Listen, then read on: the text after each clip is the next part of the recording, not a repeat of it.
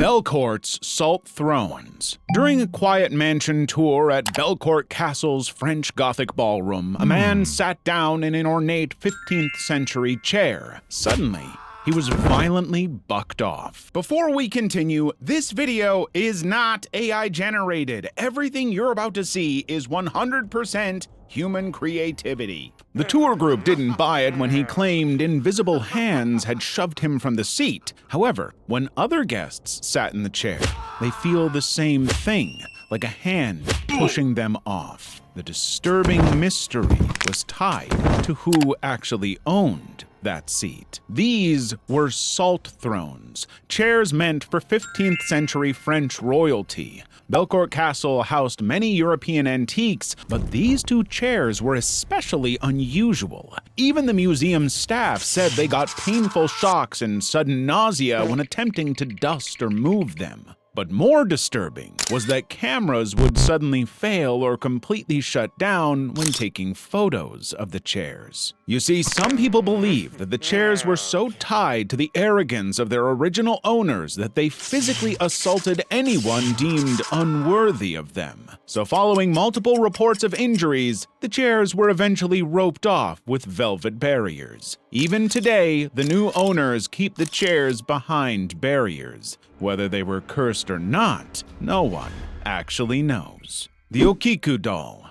A priest at the Menenji temple held a pair of scissors to a doll's head, carefully trimming its hair. The problem is that this doll's hair keeps growing.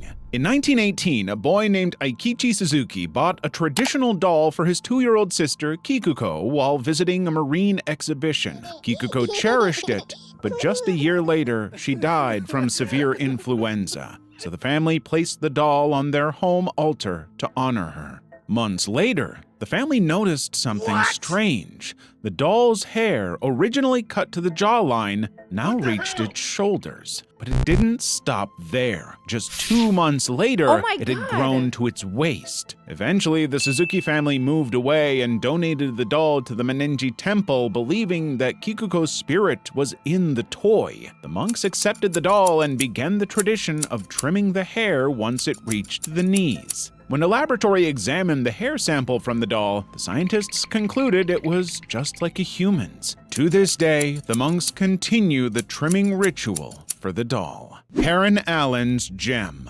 A scientist desperately threw a silver ring into the dark waters of Regent's Canal, convinced the jewelry was destroying his life. 3 months later, a jeweler knocks at his door with something in a bag. It's that exact silver ring. This was the Delhi purple sapphire, actually an amethyst, looted from the Temple of Indra in Kanpur. Colonel W. Ferris brought the stone to England as a souvenir. Just months later, he and his son lost all their fortune and suffered a series of mysterious illnesses. In 1890, scientist Edward Heron Allen acquired the stone. However, immediately after obtaining the gem, he was plagued by visions of a spirit standing at the foot of his bed every night. Heron Allen attempted to dispose of the ring multiple times. He gave it to friends, but they suffered severe disasters and returned it to him. He threw it in the canal, but it came back. No matter how hard he tried to get rid of it, the ring always came back. In 1904, Heron Allen sealed the gem inside 7 nested boxes, layered with protective warning notes, and locked in a bank vault with a letter instructing that it must not be opened until 33 years after his death. But this only stayed true for a while. Ironically, just a few years after his death, Heron Allen's daughter ignored the 33-year wait and donated the sealed boxes to the Natural History Museum. The museum opened them and put the gem on display. Today, Heron Allen's original letter remains on display beside the gem, and some still believe the curse hasn't faded yet. If you think these objects are unsettling, the next ones take things to a whole new level. So subscribe and let's continue. Woman from Lemb. Edinburgh, Scotland.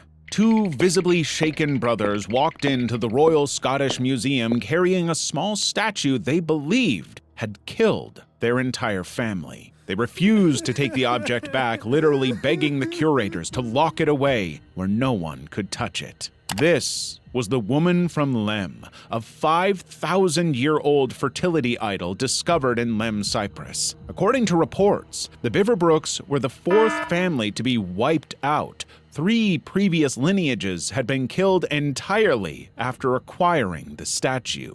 Lord Elfont got the statue first, and within 6 years, all 7 members of the Elfont family died from unexplained or sudden causes. The statue passed to Ivor Manucci, then Lord Thompson Noel. In both cases, the owners and their entire families were dead within 4 years. Sir Alan Biverbrook, his wife, and 2 daughters died shortly after they bought the statue, leaving only 2 sons alive. Realizing the pattern, the surviving brothers donated the statue to the museum to break the cycle. Just a year after the statue arrived, the curator who processed it suddenly fell ill and died. The death toll stood at over 20 people across 4 families, plus the curator. Now, some archaeologists believe the statue may have been a ritual object for the dead, never meant to be kept in a home or touched by the living.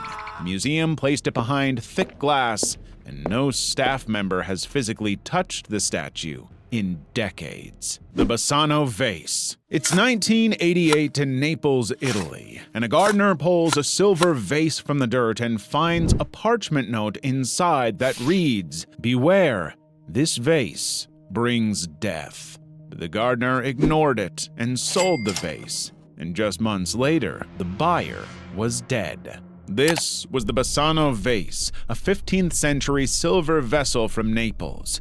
It was originally a wedding gift, but the bride was reportedly murdered on her wedding night with her fingers locked around the vase. According to reports, her final breath was a curse on the vase. In 1988 alone, all 4 consecutive owners of the vase died. When their families tried to throw the vase out of the windows, neighbors or police who found it returned it to them.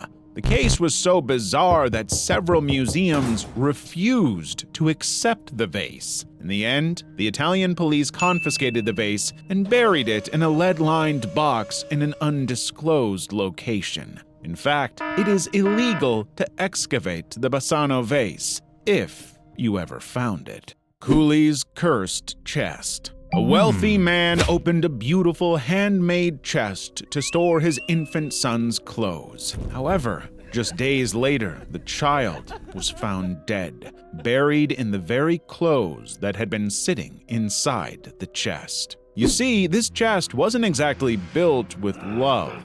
Plantation owner Jacob Koulie had ordered enslaved craftsman Hosea to build it for his young baby. But upon completion, Koulie beat Hosea to death over a minor design flaw. Seeking justice, fellow enslaved workers took a dead owl to a conjure man who reportedly cursed the chest to make sure the Koulie's lineage would suffer. For over a century, the body count grew. The chest was passed down through the Koulie family, and there were at least 17 deaths tied to the object. In fact, nearly all the Koulie bloodline suffered sudden, bizarre illnesses. In 1976, Virginia Carey Hudson, a Koulie descendant, donated the chest to the Kentucky Historical Society to stop the pattern of death. The chest is housed at the Thomas D. Clark Center behind glass. Unlike every other exhibit, visitors are strictly forbidden from placing anything inside. Many believe the curse is still active. Dead man's chair. This 300-year-old wooden chair was bolted 5 feet high on a wall, not for display, but to prevent anyone from accidentally dying. This was Busby's stoop chair. You see, back in 1702, Thomas Busby got into a heated argument with his father-in-law, Daniel Ardy, because he sat in Busby's favorite chair. While this started as a normal chair fight, Busby Daniel immediately after. By law, the town decided to prosecute Busby, but on his way to the gallows, he screamed a curse on the chair. Over 60 deaths were linked to the chair after the curse. The last person to sit in it was a delivery man who joked about the curse, only to die in a horrific truck crash just 3 hours later. In 1978, a man begged the Thirsk Museum to take the chair, insisting it be placed where it cannot be used. Apparently, his own daughter had died in a car accident shortly after sitting in it. The museum hangs the chair 5 feet up on a wall, making it physically impossible for any visitor to sit in it. To this day, museum staff refuse to even stand directly under it. If you thought these objects were disturbing, wait until you find out the stories behind these bizarre audio recordings.